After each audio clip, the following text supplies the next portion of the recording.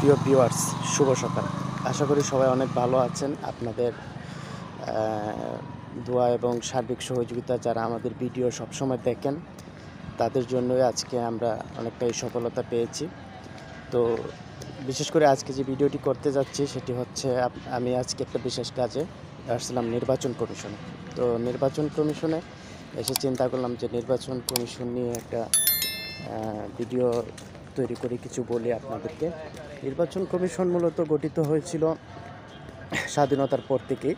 গণপ্রজাতন্ত্রী বাংলাদেশ সরকারের যে সংবিধান, সেই সংবিধানের 118 নম্বর অনুচ্ছেদ অনুসরণ করে নির্বাচন কমিশন গঠিত হয়। এখানের মধ্যে একজন প্রধান নির্বাচন কমিশন থাকবেন এবং ওনার সাথে আরও 4 জন কমিশন থাকবেন। একজন সচিব থাকবেন, নির্বাচন সচিব।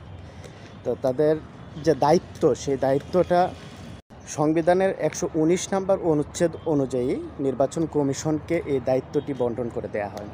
বাংলাদেশের জাতীয় সংসদ নির্বাচন 7 জানুয়ারি 2024 অনুষ্ঠিত হতে যাচ্ছে।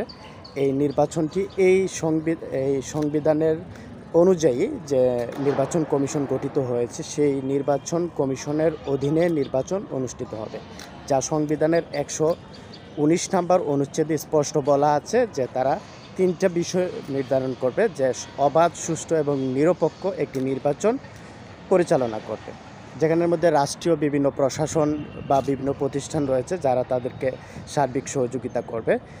এবারের নির্বাচন একটু চ্যালেঞ্জিং নির্বাচন, কারণ বেশ কিছু দল এই নির্বাচনে অংশগ্রহণ করছে না।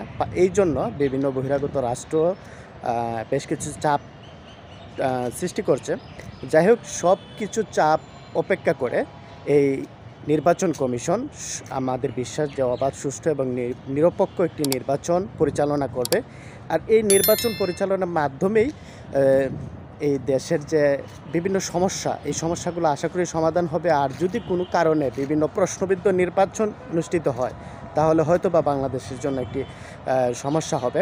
তবে এবারের নির্বাচনে বড় একটি দল না আসলেও বিশেষ করে আওয়ামী লীগ এবং স্বতন্ত্র প্রার্থী রয়েছেন, বিশেষ করে নৌকা এবং ঈগল একটা প্রতিযোগী হবে। যাই হোক, সবশেষে আমাদের একটা দৃঢ় বিশ্বাস যে এই সরকারের অধীনে সংবিধানের 118 অনুচ্ছেদ অনুযায়ী যে নির্বাচন কমিশন গঠিত হয়েছে, সেই নির্বাচন কমিশনের মাধ্যমে অবাধ, সুষ্ঠু এবং নিরপেক্ষ একটি নির্বাচন বাংলাদেশের জনগণ দেখতে পাবে। এই বিশ্বাস ঠেয়ে রাখছি।